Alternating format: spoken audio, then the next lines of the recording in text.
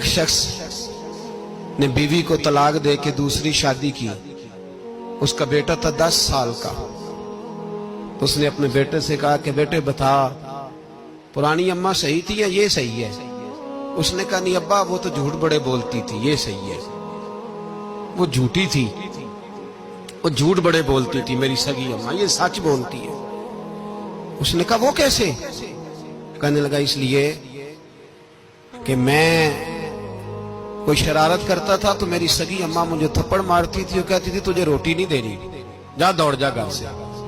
تو میں دوڑ جاتا تھا تو جھوٹ بولتی تھی نہیں دینی، پھر آدھے گھنٹے کے بعد مجھے ڈھونڈنے لگ جاتی تھی، ڈھونڈ کے لاتی تھی، پھر میری منت کرتی تھی، پھر مجھے کہتی تھی نہ مجھے ستایا کر، پھر میرا ماتھا چومتی تھی، پھر میری مرضی کا کھانا بنا کے دیتی تھی، پھر میرے منہ میں لقمے ڈالتی.